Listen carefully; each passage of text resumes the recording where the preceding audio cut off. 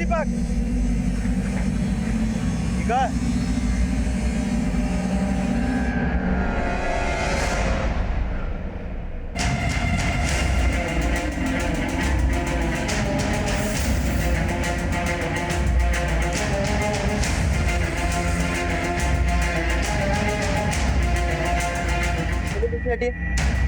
पीछे हो जाइए।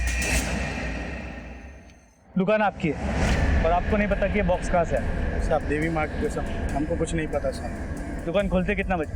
साहब दीपक दुकान खोलता है 9:30 बजे साहब। जब तुमने दुकान खोला किसी को बॉक्स रखते हुए देखा? नहीं साहब, हम तो सवेरे आए थे दुकान खोलने के लिए, हमें नहीं पता साहब। आप लोग पीछे हो जाइए प्लीज।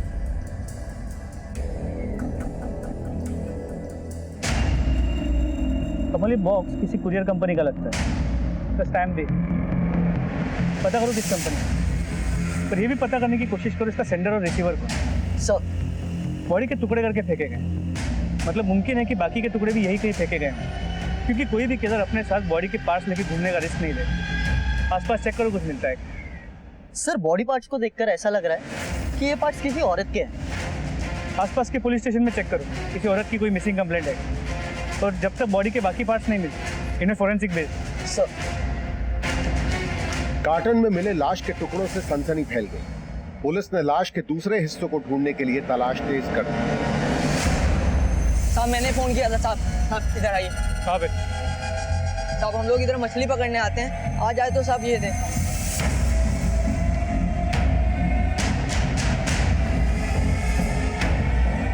कार्टन को बाहर निकाल।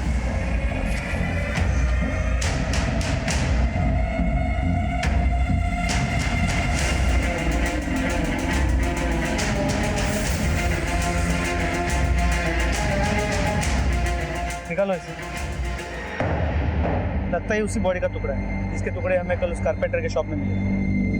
सर लेकिन सिर नहीं मिला, जब तक सिर नहीं मिलता बॉडी पहचानना मुश्किल है। हो सकता है सिर को यहीं कहीं डिस्पोज किया, आसपास अच्छे से चेक करो, तो बॉडी को फोरेंसिक के लिए भेजो। सर,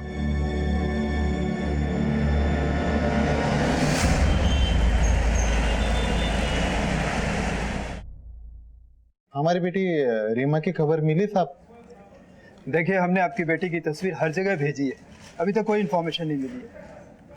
हो सकता है वो अपनी प्रेमी के साथ भागी है। हमारी बेटी ऐसी नहीं है साहब, हम तो ये सोच सोच कर डर रहे हैं कहीं उसके साथ कुछ गलत न हुआ हो। देखिए, हम पूरी कोशिश कर रहे हैं, जैसे इन्फॉर्मेशन मिलेगी वैसे हम खबर करेंगे आपको। ठीक है, आप लोग जा सकते हैं।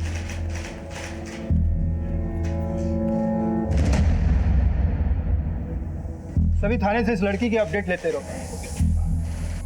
सर ये वो कार्टन है जो हमें कारपेंटर शॉप से मिला था, और ये हमें तालाब के पास से मिला। इन दोनों बक्सों में एक औरत की बॉडी के कटे हुए हिस्से मिले, और ये वो कपड़ों के चितड़े हैं जो उन बॉडी पार्ट्स पे जो मैच करते हैं। तो हो सकता है कि ये बॉडी पार्ट्स किसी एक ही औरत के।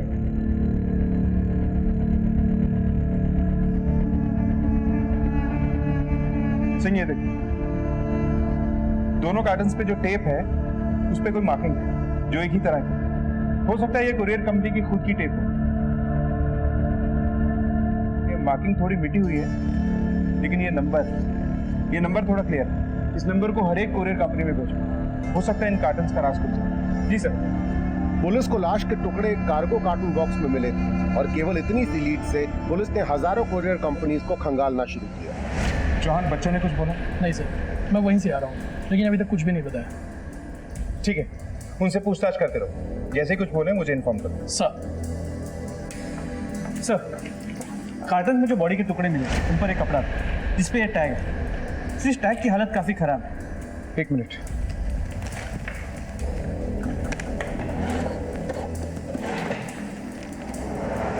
SHEEIA SHEEL। सिंह, ये आई नहीं एल हो सकता, यानी शीला। पता करो कि शीला नाम से भी कितने ब्रांड हैं, और ये किसी बड़े डिजाइनर का ब्रांड नहीं लगता। इस पैमाने पे डिजाइनिंग करने वाली कई छोटी छोटी कंपनीज हैं, लेकिन शीला नाम पे जितने भी ब्रांड रजिस्टर्ड हैं सबके बारे में पता। और हाँ, एक ही जैसे कार्टन बॉक्स और इन कपड़ों के टुकड़ों से ऐसे लगता है कि ये बॉडी किसी एक ही औरत है। खैर, फॉरेंसिक रिपोर्ट से सब क्लियर हो जाएगा। तुम इस ब्रांड के बारे में पता करो। सर पुलिस को मिल रहे सारे सुराग बेहद ही मुश्किल और लंबी प्रक्रिया वाले थे, लेकिन पुलिस की मुस्तैद टीम पूरी सूझबूझ से अपनी तहकीकात को आगे बढ़ा रही है।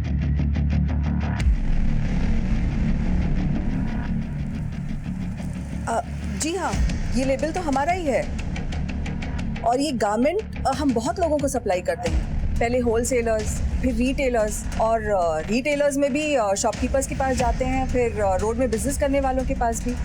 पर सर, आप जानना क्या चाहते हैं? देखिए, हमें एक बॉडी मिली जिस पर एक कुर्ती थी, और इस कुर्ती में आपका ये लेबल लगा था। ये लेबल मैं आपको बता दूं कि हम 2 साल पहले बनाना बंद कर चुके हैं। हमने अपनी डिज़ाइन बदल दी है और ये लेबल कुछ महंगे कुर्ते में ही लगते थे जो कुछ खास शहरों में हम बेचते हैं। ठीक है, हमें इन सारे शहरों की लिस्ट है और वहाँ के जो भी शॉपकीपर्स है, रिटेलर्स है, उनकी पूरी जानकारी चाहिए। जय, वो डीलर्स वाली लिस्ट लाना ज़रा।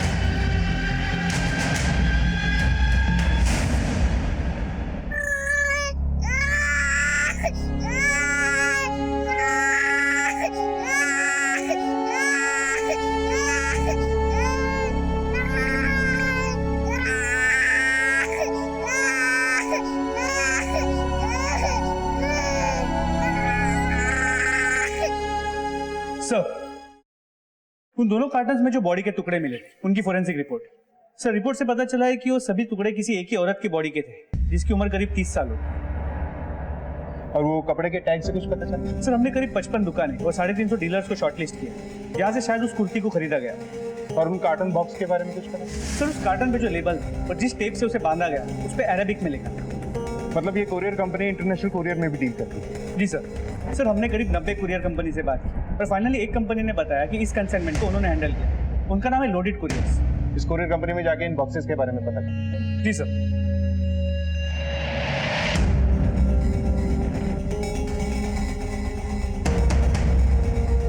सर, ये नंबर उस कंसाइनमेंट का है जो यूएई से आया था। इसके सेंडर और रिसीवर दोनों नावेद अख्तर। इस नावेद अख्तर का एड्रेस दो।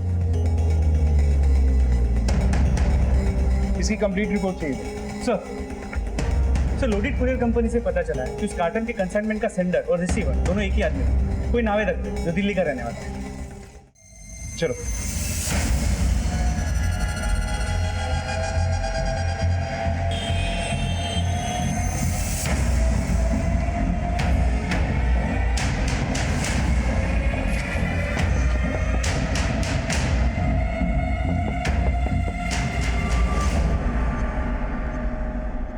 जी कहिए सर। इस कार्टन को पहचानते हैं? हाँ सर, इन कार्टन्स में हमारा सामान आया था। कहाँ से? दुबई से। सर, हम लोग दुबई में रहते थे, कुछ ही दिन पहले हम इंडिया वापस आ गए। कितने कार्टन्स थे ये? I think 12। नहीं सर, 12 नहीं, 14 कार्टन थे। हाँ सर, 14 थे। लेकिन अभी तो तुमने कहा 12 थे। सर, क्या है ना कि याद नहीं रहा। वैसे पैकिंग की सारी जिम्मेदारी इन्होंने संभाल रखी थी। मैं तो अपना बिजनेस रैप अप करने में मशगूल था सर। क्या बिजनेस था तुम्हारा? ट्रेडिंग कमीशन का। इन कार्टन्स का क्या किया आपने? दिखाइए हमें। ये रहे सर। ये तो सिर्फ 8 है, अपने 14 गए। खाली कार्टन्स थे सर, होंगे कहीं यहाँ वहाँ। यहाँ वहां तो हुए हैं, लेकिन लाश के टुकड़ों के साथ। अब अपने दिमाग पे भरपूर जोर डाल के हमें बताओ कि वो कार्टन्स कहाँ हैं, या फिर लॉकअप में ले जाके याद दिलाने में मदद करें हम तुम्हारी। याद आया सर, हमने कुछ कार्टन्स हमारी काम वाली बाई को दिए। उसने कहा था कि उसे घर का सामान रखने के लिए जरूरत है। उसका नाम और एड्रेस है ना सर? सबका नाम, एड्रेस, फोन नंबर सब लेकर रखा है। ये पास ही में 4 मकान छोड़ के रहती है। हम इस एड्रेस पे जाके वेरीफाई करो। सर, इन सालों से यहाँ रह रहे हैं, अल्लाह के करम से कभी पुलिस नहीं आई घर। पता नहीं मैडम ने क्या कर दिया। साहब, मेरे पास सामान रखने के लिए सूटकेस नहीं था, इसलिए मेम साहब से ये बक्से मांग लिए। ये तो 3 बक्से, बाकी के 3 का? मेम साहब ने तो मुझे ये 3 बक्से दिए। तुम्हारी मेम साहब नहीं कहा, सारे बक्से तुम्हारे पास। अल्लाह खैर करे साहब, हमारे पास बस 3 ही बक्से हैं। मेम साहब झूठ बोल रही है। आपके 14 कर्टन्स में से 8 आप ही के घर, 3 आपकी नौकरानी के। बचे हुए 3 का है, बोलो। मैं बताता हूँ। 3 कार्टन्स में तुमने बॉडी को ठिकाने लगाया था, जिनमें से 2 हमें मिल चुके हैं। अब बताओ। हाँ सर, याद है सर। दुबई से इंडिया पहले मैं आया था और 1 हफ्ते बाद मन्नत आई थी, और यहाँ आने के बाद मानेसर में मेरा एक पुराना मकान है सर। उस मकान में कुछ पुराना सामान और ना इस्तेमाल होने वाला सामान उन्हीं कार्टून्स में पैक करके रखा।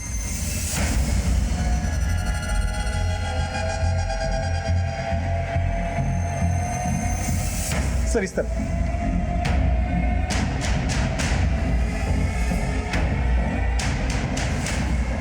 यहाँ तो ताला लगा है। चाबी है मेरे पास। खोलो।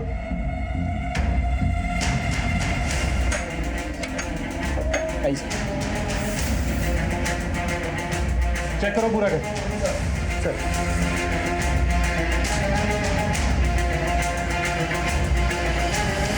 सर यही सब सामान कार्टून्स में रखा था। सामान तो ही पड़ा है, कार्टून्स ही नजर नहीं आया। सर अंदर कुछ नहीं मिला। सर मैंने घर किराए पे दिया था, लगता है घर छोड़ के चले गए बिना बताए। नंबर है उसका? है ना sir, Wajid Khan. Number note करो। सर अनुज। 2-3 दिनों से देखा नहीं साहब। काफी शरीफ थे, उनके तो बच्चे भी। सर जिस गैराज में हमारी ससुर जी की गाड़ी काम के लिए जाती है ना, वहाँ एक हिमायत नाम का आदमी है, उसको अक्सर वहाँ आते हुए देखा है। हिमायत कर सर, वो मस्जिद वाली गली में, किसी से भी पूछ।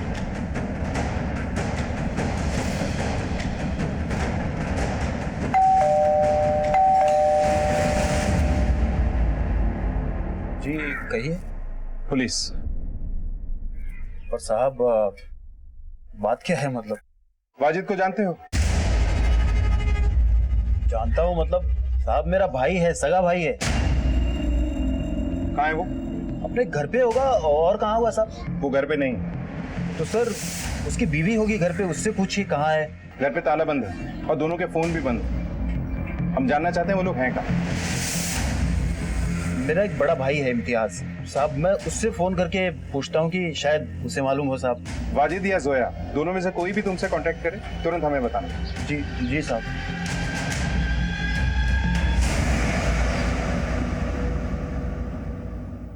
हाँ जी, हाँ जी, क्या बात है? हाँ, ये मम्मा वाली किसी है ना, है ना?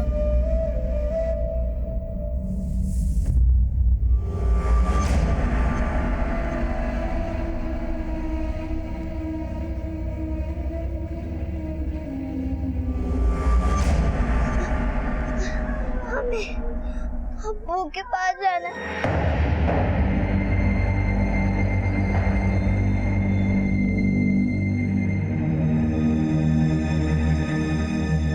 किसके पास जाना है बेटा? हमें अब्बू के पास जाना है। आपकी मम्मी, मतलब अम्मी कहाँ है? अम्मी अब्बू को लेके चली गई। सर अभी अभी नीता अवस्थी के पति रंजन का फोन आया था। उसने कहा कि बच्चे ने ये बोला कि उसे अब्बू और अम्मी के पास जाना है। अब्बू? इसका मतलब ये बच्चे किसी मुस्लिम फैमिली से। और कोई इन्फॉर्मेशन? नहीं सर। सिंह तुम दोनों जाओ, बच्चों से पूछताछ करो, शायद इनकी फैमिली के बारे में देखिए। सर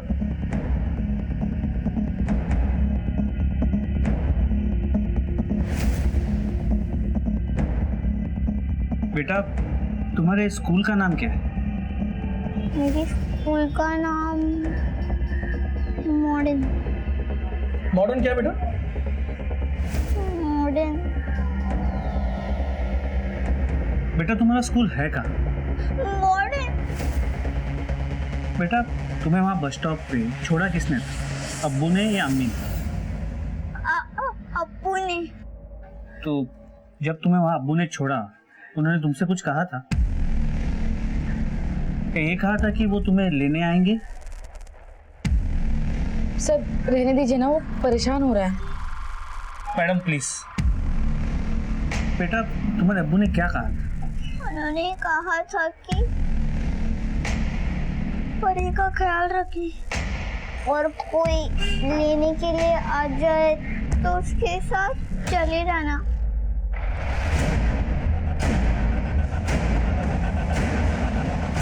आप दोनों से थोड़ी बात करनी है, जरा बात करो। आप इन बच्चों को पहले से जानती है ना? नहीं सर, मैंने आपको पहले भी बताया कि ये दोनों उस रात मुझे रोड पर मिले थे। फिर वो बच्चा ये क्यों कह रहा है कि उसके अब्बू ने कहा था उसे बस स्टॉप पे लेने कोई आएगा और उसके साथ चले जाना? मुझे नहीं पता था, हो सकता है सच में इन्हें कोई लेने आने वाला हो। लेकिन ये भी हो सकता है उन्हें लेने आप ही जाने वाली थी और उसके अब्बू ने आपको पहले से बता दिया। ये क्या बकवास है सर, मैं किसी को नहीं जानती। देखिए, हमने आपके बारे में सब कुछ पता कर लिया। आपके बच्चे के गुजर जाने के बाद आप एक दूसरा बच्चा चाहती थी, है ना? हर औरत चाहती है सर। लेकिन अब आप मेडिकली मां नहीं बन सकते, ये बात भी सच है। जी सच है। तो फिर ये हो सकता है कि आप ही ने इन बच्चों को खरीद लिया या फिर किडनैप कर लिया। ये क्या बकवास कर रहे हैं आप? सलामत एनजीओ को कांटेक्ट करो सर, बच्चों की कस्टडी ले लो। सर प्लीज मुझसे अलग मत कीजिए। देखिए वो यहाँ पर खुश है, वो बच्ची मेरी गोद में आके ऐसे चुप हो जाती जैसे अपनी माँ की गोद में हूँ। आप उन्हें ले जाकर उन पर जुल्म मत कीजिए प्लीज सर। खबरदार कोई नहीं लेकर शहजाद इधर आओ बेटा, मेरे पास आओ। कोई नहीं, बच्चे को छोड़िए आप। सर ऐसा रंजन रोको ना, इन्हें रोको ना रंजन। नीता वो हमारे बच्चे नहीं हैं, जाने दो उन्हें। यहाँ गुरुग्राम में जितने भी स्कूल के नाम में मॉडर्न आता है, वहाँ जाके इन बच्चों के बारे में पूछताछ करो, पता करने की कोशिश करो उनके माँ बाप का नाम क्या है, उनका एड्रेस क्या है। सर कोई लीड नहीं मिला अब तक। इस केस में हम किसी भी नतीजे पे नहीं पहुंच पाए। सिंह, इस केस को सॉल्व करने के लिए हमें वाजिद और जोया की हिस्ट्री को खंगालना होगा। वाजिद के भाइयों को एक बार फिर से बुलाओ, उनसे दोबारा से पूछताछ करें। साहब, मेरी फैमिली है, बेगम है, एक बच्चा है। और साहब, हम लोग महीने 2 महीने में एक बार ही मिलते हैं। रहते गुरुग्राम में ही है, पर घर बहुत दूर दूर है, तो आना जाना कम ही होता है। काम कहाँ करता है? फिलहाल तो कोई काम नहीं है साहब उसके पास, बेकार ही था वो। देखिए, वाजिद के घर से 3 बक्से गायब हुए थे, उनमें से 2 में हमें औरत की कटी हुई लाश मिली। हम जानना चाहते हैं कि वाजिद और जोया के आपसी रिश्ते कैसे? बहुत अच्छे रिश्ते थे साहब, उन्होंने तो लव मैरिज की थी।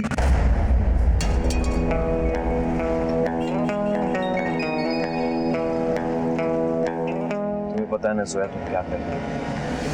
अगर मैंने घर छोड़ा है तो तुमने भी तो अपना घर छोड़ा है। हाँ जोया, लेकिन फिर भी।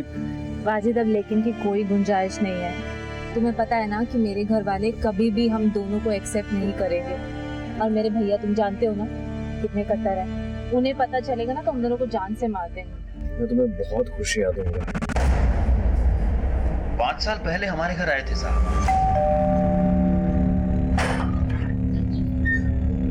अस्सलाम वालेकुम भाईजान।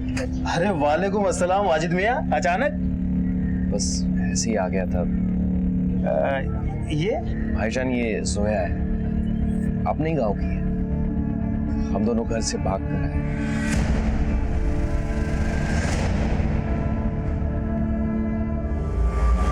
लेकिन एक बात मेरी समझ में, जब वाजिद और जोया दोनों एक दूसरे से प्यार करते थे, दोनों बालिग क्या कमाने की उम्र में थे और दोनों के मजहब भी एक ही, फिर दोनों को भाग के शादी करने की जरूरत क्या?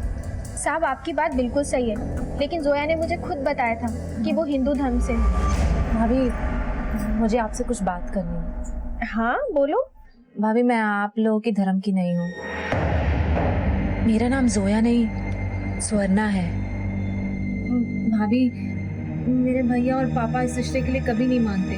अगर उन्हें जरा से भी भनक लगती कि मैं किसी और धर्म के लड़के के साथ प्यार करती हूँ तो मुझे जान से मार देते और इन्हें भी।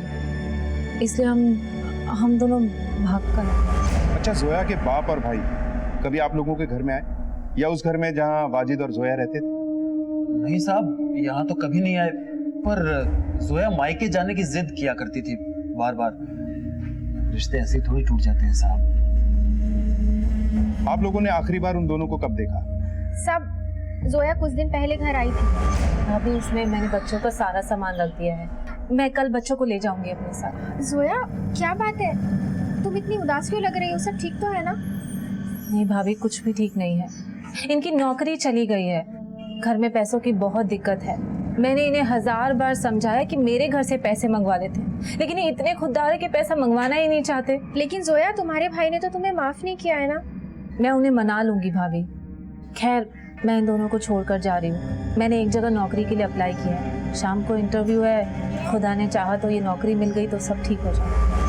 साहब अगले दिन आके वो बच्चों को लेके चली गई और उसने ये भी बताया कि उसका इंटरव्यू बहुत अच्छा हुआ है। सर, बच्चे ने मॉडर्न नाम की जिस स्कूल की बात करी थी उसका पता चल गया। ये रही उसकी डिटेल्स। बच्चे के बाप का नाम वाजिद खान और माँ का नाम जोया खान है।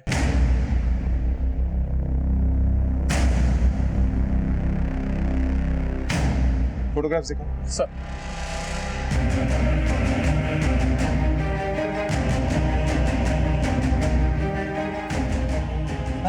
ये दोनों वाजिद के बच्चे हैं,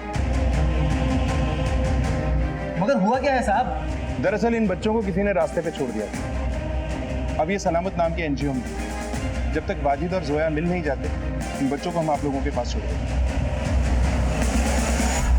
साहब मेहरबानी करके ऐसा मत कीजिएगा। हमें मालूम नहीं है कि वाजिद और जोया कहाँ है इस वक्त। अल्लाह ताला उन्हें सलामत रखे। अगर उन्हें कुछ हो गया तो साहब हम उनके बच्चों की परवरिश नहीं कर पाएंगे। ठीक है, मुझे वाजिद का अजमेर का एड्रेस चाहिए और जोया के पेरेंट्स का भी। और हाँ, हमारी इजाजत के बिना आप लोग इस शहर छोड़ के जाने की सोचना नहीं। और जो कुछ भी तुमने मुझे बताया उसमें से जरा सा भी झूठ हुआ तो अंजाम तुम लोग जानते हो। ठीक है, तुम लोग जा सकते हो।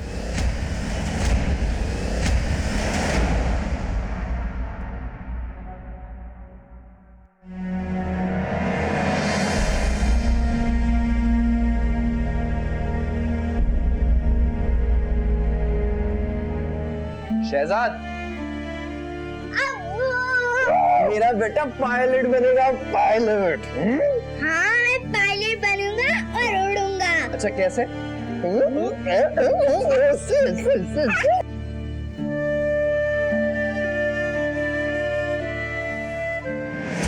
ठीक है, इस बारे में पूरी डिटेल्स मुझे दो। जय। सर, अलीगढ़ पुलिस स्टेशन ने इस लड़की की फोटो भेजी। ये मिसिंग है। इसका नाम रीमा है। सर ये देखिए, इसने लगभग इसी तरह के कपड़े पहन रखे हैं जो हमें डेड बॉडी पे से मिले। ये महज एक इत्तेफाक हो सकता है, लेकिन ये भी हो सकता है कि मरने वाली लड़की यही है और ये दोनों केसेस बिल्कुल अलग हैं। You're right। लेकिन सबसे पहले हमें यह पता लगाना होगा कि ये मरने वाली लड़की कौन है। इसे पहचानना मुश्किल है क्योंकि बॉडी का कटा हुआ सर अभी तक हमें नहीं मिला और कातिल ने जानबूझकर लाश के टुकड़ों को दूर दूर फेंक दिया था ताकि हम कभी भी उस तक ना पहुंच पाए। लेकिन सवाल अब भी कई है। एक ये कि अगर ये मरने वाली लड़की ये रीमा है तो सवाल ये है कि इसे किसने मारा होगा और क्यों, तो इसका वाजिद से क्या कनेक्शन है। और अगर ये जोया है तो जोया और उसके पति को जोया के बाप और उसके भाई से जानकर खतरा था। तो कहीं ऐसा तो नहीं कि वाजिद को भी मार दिया गया, या ये भी हो सकता है कि वाजिद ने ही इन दोनों में से किसी एक लड़की को मारा और कहीं भाग गया। और अभी हम सिर्फ डीएनए टेस्ट से पता लगा सकते हैं कि ये बॉडी जोया की है या रीमा की। सही कह रहे हो। एक काम करो, चौहान को बोलो कि उन बच्चों का ब्लड सैंपल लो और इस रीमा के माँ बाप का भी ब्लड। और तुम ऐसा करो कि एक टीम लेके अजमेर जाओ, वहां की लोकल पुलिस से मदद लेकर जोया और वाजिद के बारे में बताओ। सर, अलीगढ़ पुलिस से मिले नए सुराग से पुलिस और भी उलझ गई थी। अब इस केस के तार बाहरी इलाके से जुड़ गए थे। जोया और वाजिद कहाँ थे? नीता को बच्चों का मिलना क्या महज एक इत्तेफाक था या कोई राज? पुलिस ने अपनी जांच टीम बढ़ा दी थी जो दिन रात इस गुत्थी को सुलझाने में लगी थी। तो आपका मतलब है वाजिद यहाँ नहीं है? जी हाँ, वाजिद जिससे उससे इस घर से गया उसने अपनी शक्ल तक नहीं दिखाई। उस लड़की का भाई जब देखो मुंह उठा के आता है और हमें धमका के चला जाता है। मेरी बहन स्वर्णा कहाँ है? कौन स्वर्णा? तेरा जो कमीना बेटा है ना वाजिद, वो मेरी बहन को भगा के ले गया है। वाजिद ऐसा नहीं कर सकता। पूछ अपनी इस बेटी से, इसे सब कुछ मालूम है। उन दोनों को तो मैं ढूंढ के मार ही दूंगा। अगर तुझे पता है तो मुझे सच सच बता दे, वरना एक दिन तेरी इस बेटी को उठा के ले जाऊंगा। वाजिद तो अच्छा हुआ नहीं आया, आता तो मारा जाता। साहब आना चाहता था। मतलब? जोया से शादी के बाद उन्होंने फोन किया था मुझे। सुहाना आपा, तुम कहाँ चले गए हो वाजिद? वापस आ जाओ। मैं जल्दी लौटूंगा। सुहाना, फोन दे, फोन दे मुझे। वाजिद, इस बीवी से कहो कि अपने उस कमजोर भाई को समझाए जो आए दिन घर में आकर धमकियां देकर जाता है, मेरी पापा की इज्जत लूटने की बात करता है। आखिरी बार वाजिद से कब बात हुई? करीब 20-25 दिन पहले। बहुत परेशान थे, बता रहे थे उनकी नौकरी चली गई। वाजिद के घर से कुछ बक्से गायब हुए थे, उनमें से एक में हमें एक लड़की की लाश मिली। हो सकता है वो जोया हो, पर वाजिद का भी कुछ पता नहीं चला। ये भी नहीं पता कि वो जिंदा है या नहीं। वाजिद का किसी रीमा नाम की लड़की के साथ संबंध था। अल्लाह मेरे भाई भाभी की जोड़ी सलामत रखे। अरे वो तो किसी दूसरी औरत के साथ ताल्लुक रखने का सोच ही नहीं सकते। अब उनके बच्चे कहाँ हैं सर? उनके बच्चे फिलहाल एक एनजीओ में। अगर आप लोग उन्हें अपनाना चाहते हैं तो आप लोग अप्लाई कर सकते हैं।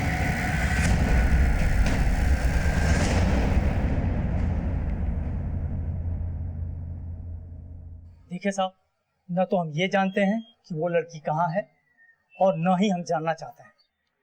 आपकी स्वर्णा से आखिरी बार बात कब हुई थी? 5 साल पहले, जब वो इस घर की बेटी थी और मेरी बहन थी। उसके बाद कभी उसने कॉल नहीं किया। हमें आपके ब्लड सैंपल चाहिए। क्यों?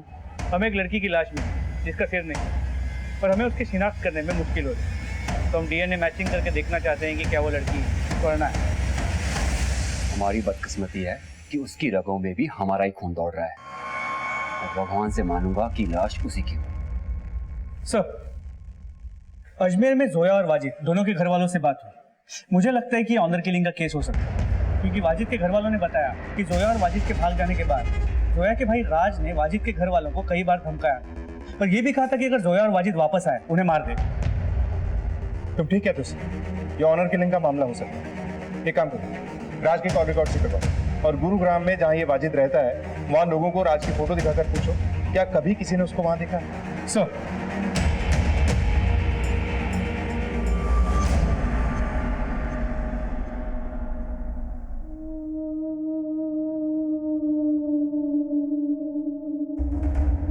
ये कपड़े तो मेरी बेटी के हैं साहब।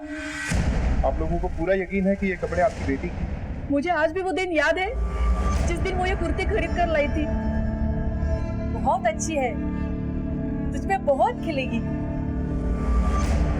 देखिए, हमें एक लड़की की कटी हुई लाश मिली। ये कपड़े उसी लाश पर से।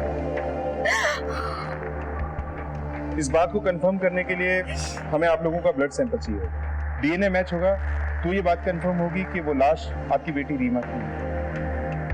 सर, आपने सही कहा। जोया के भाई राज की मोबाइल की लोकेशन 27 अगस्त और उसके 1-2 दिन बाद यहाँ गुरुग्राम में वाजिद के घर के आसपास की रही है। सर, ये देखिए। इस राज को उठाओ और सख्ती से पूछताछ करो। सर,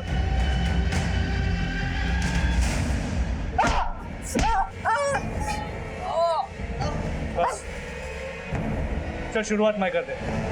तू गुरुग्राम गया था 27 तारीख को, तूने ट्रेन की टिकट भी ली। अब आगे की कहानी बोल। मैं स्वर्णा और उसके आशिक दोनों को मारना चाहता था। एक दोस्त ने मुझे उनका पता बता दिया था। उस दिन मैं उनके घर चला भी गया था, लेकिन वहां ताला लगा था। उसके बाद मैं रोज उनके घर जाता था, लेकिन घर लॉक्ड रहता था। राज, ये तो सिर्फ तेरी आधी कहानी है। तेरी आगे की कहानी मैं बताऊं। तू उनके घर गया, घर के अंदर भी गया, और तूने उन दोनों को मार दिया। जोया की लाश तुम्हें मिल गई। अब ये बता कि तूने वाजिद की लाश को कहाँ ठिकाने लगाया? बोल। काश मैं अपने हाथों से उन दोनों की जान ले सकता। उन्होंने कोई इतना बड़ा गुनाह नहीं किया था। सिर्फ जिससे प्यार किया उसी से शादी की। इसे तब तक अंदर रखो जब तक वाजिद का कुछ पता नहीं चलता। जैन सर, बच्चों की डीएनए रिपोर्ट आ गई थी।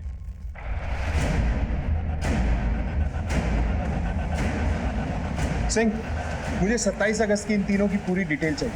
कौन कहाँ था, क्या कर रहा था, किससे मिल रहा था? सर, पुलिस के हाथ कुछ अहम सुराग लग गए थे। अब उनके शक और तफ्तीश का दायरा भी सीमित हो गया था। सर, एक इंपॉर्टेंट बात पता चली। क्या? हत्या वाली रात यानी 27 अगस्त को हमें जिस जिस जगह लाश के टुकड़े मिले थे, हर उस जगह पे एक टेम्पो को देखा गया सर। हमने टेम्पो के मालिक का पता भी लगा लिया। ये रही उसकी डिटेल्स। सर, रीमा की लीड मिली। उसका फोन अभी स्विच ऑन हुआ था। लगता है इस केस से बहुत जल्द पर्दा उठने वाला है, क्योंकि हमारी हरकत को देख के हत्यारे भी हरकत में आएंगे और कोई ना कोई गड़बड़ जरूर करेंगे। सब पे नजर बनाए रखें। और चौहान, इस टेम्पो के मालिक को उठा के लाओ और तुम रीमा को ट्रैक करो।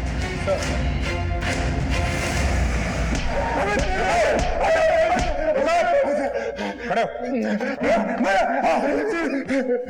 अगर तुम लोगों को ये लग रहा है कि तुम्हें मारते मारते हम लोग थक जाएंगे तो गलत फहमी है तुम्हारी। शिफ्ट बदल बदल के मारेंगे तुम लोगों को। सब बताता हूँ साहब। उस रात हिमायत मेरे घर आया, ये बहुत घबराया हुआ था साहब।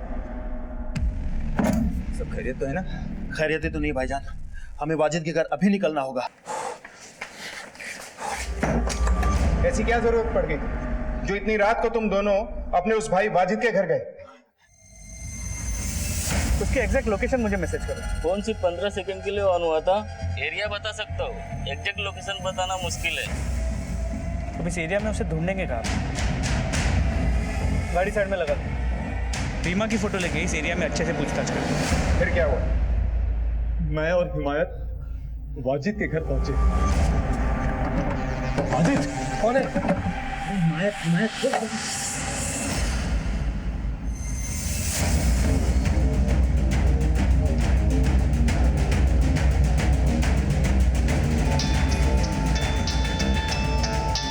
हाँ बोलो सर, उसने अभी फोन ऑन किया है। इसके पहले कि उसका फोन स्विच ऑफ हो जाए उसका लोकेशन ट्रेस करो। इमीडिएटली भेजो मुझे।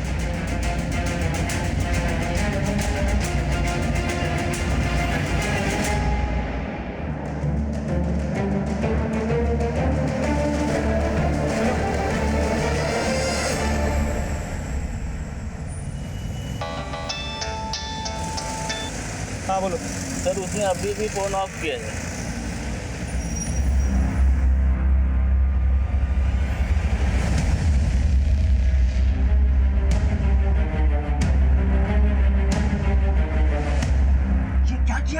मेरे पास और कोई रास्ता नहीं था भाईजान।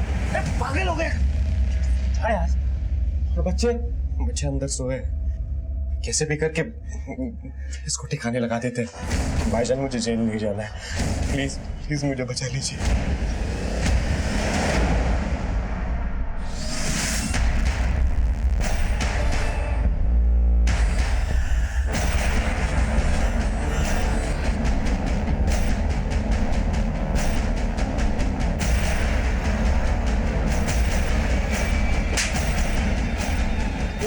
लड़की का है।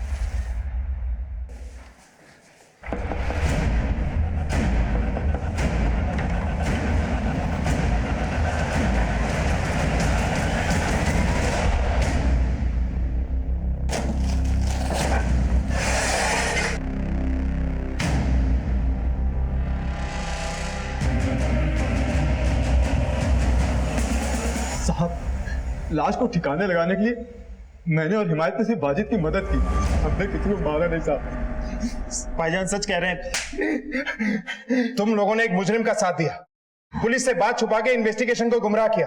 देखते जाओ तुम लोगों पे कितनी दफाई लगेगी। तब तक तुम्हारे उस लाडले भाई से पूछते हैं कि आखिर हुआ क्या था। साहब साहब साहब साहब Singh, sir please please please मत मारिए। चल बोल, ये सब क्यों किया? वरना उल्टा लटका के मारूंगा। सर, मेरी और जोया की शादी हो गई थी। मैं उससे बहुत प्यार करता था। वो दूसरे धर्म के होने के बावजूद उसने हमारे मजहब में अपने आप को बहुत अच्छे से ढाल लिया था। उसके घर की माली हालत भी बहुत बेहतर थी हमसे। और यहाँ मैं 2 वक्त की रोटी के लिए दर दर भटक रहा था। नौकरी ढूंढ रहा था मैं, पर मिल नहीं रही थी। मैंने जोया से जो भी वादा किया था वो मैं पूरा नहीं कर पाया था, इसलिए दिन ब दिन वो गुस्सा हो रही थी मेरे ऊपर। वाजिद, सिर्फ प्यार मोहब्बत से घर नहीं चलता। घर चलाने के लिए बहुत सारी चीजें चाहिए होती है। तुम खुद तो काम नहीं करते, कम से कम मुझे तो काम करने दो। हाँ तो करो ना, मैंने कब मना किया तुम्हें? वाजिद, मैं सिर्फ अपने लिए नहीं इस घर के बारे में सोच रही हूँ। अरे यार तो सोचो ना, जाओ प्लीज, मेरा दिमाग खराब मत करो यार। मैं दिमाग खराब कर रही हूँ? मैं दिमाग खराब करूँ कि तुमने मेरा दिमाग खराब कर रखा है? तंग आ गई हूँ मैं इस घर में। रोज रोज की किटकिट की वजह से वो मेरे दिल से उतर रही थी। एक दिन दोस्त की शादी के सिलसिले में मैं चंपारण गया। तब मैंने रीमा को पहली बार देखा था। पहली नजर में मुझे पसंद आ गई थी और मैं भी रीमा को पसंद आ गया। मैं इसे सब कुछ सच सच बताने वाला था, लेकिन मैं डर गया था कि अगर इसे सब कुछ सच सच बता दूं तो ये मुझे छोड़ देगी।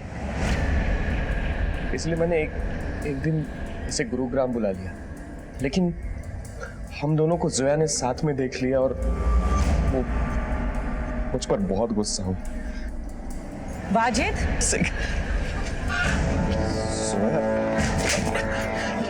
तो ये वजह थी तुम्हें काम ना मिलने की?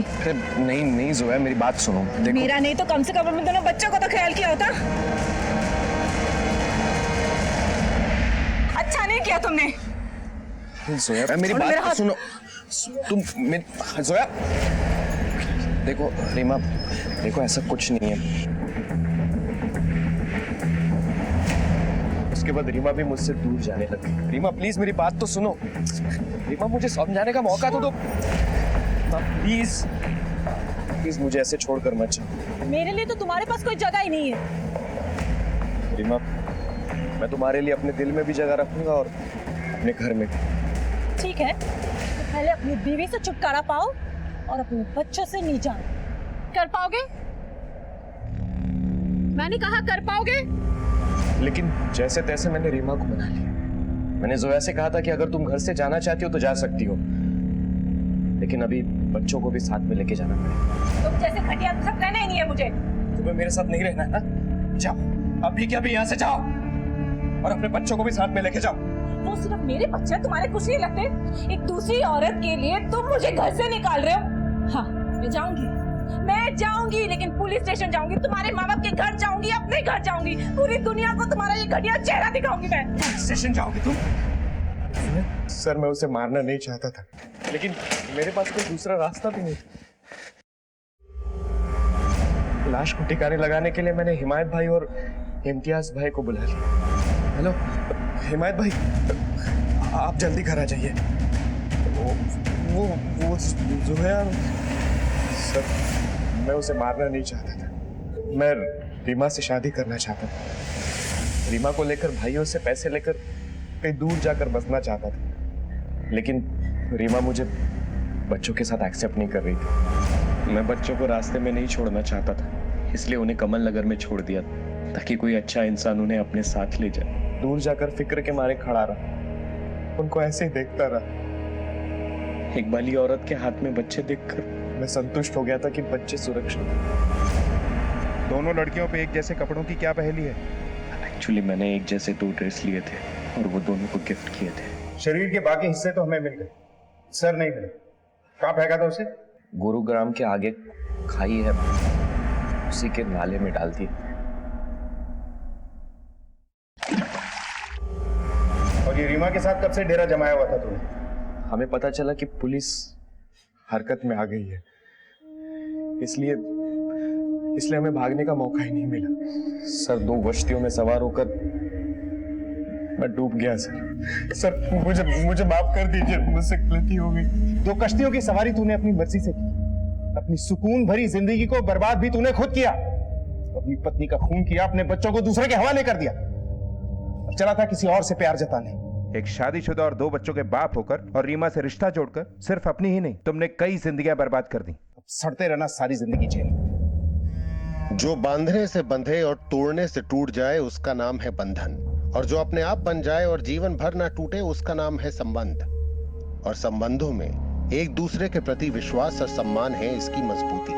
जहां सगे बाप ने अपने बच्चों से रिश्ते का बंधन तोड़ लिया, वहीं नीता ने उन बच्चों से हमेशा के लिए संबंध जोड़े रखने के लिए उनकी लीगल कस्टडी के लिए एप्लीकेशन दायर कर दी है, जो अदालत में जेर गौर है। याद रखिए, रिश्ते महज जोड़े नहीं जाते, निभाए जाते।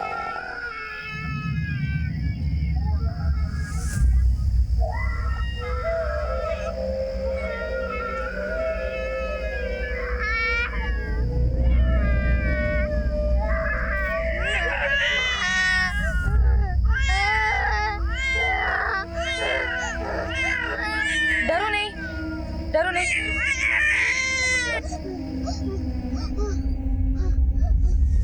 बेटा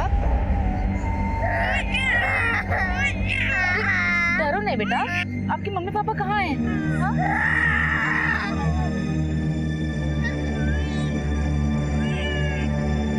कोई है?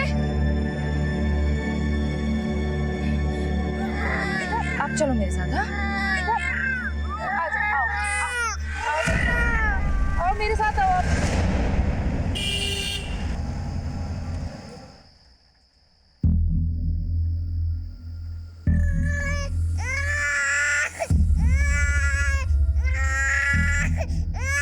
बस बस बस बस, ये लो बेटा, आप मैगी खाओ। हाँ हाँ जी, आ गई दूध पीना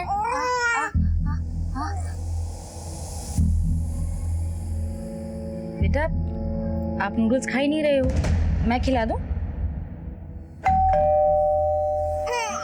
बस बस बस बस।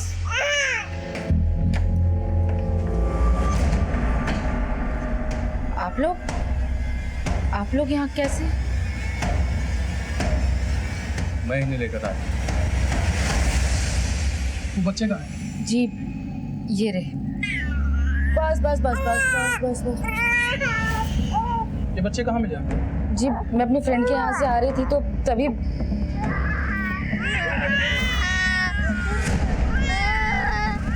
सर मैंने बहुत आवाज़ दी, लेकिन फिर क्या करती, बारिश होने वाली थी, मैं भी भीगती और बच्चे भी भीग जाते, इसलिए यहाँ ले आई। सोचा पहले कुछ खिला दूँ, फिर आपको फोन करने ही वाली थी मैं।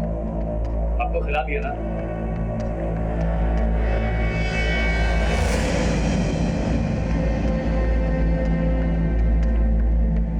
बेटा आपका नाम क्या?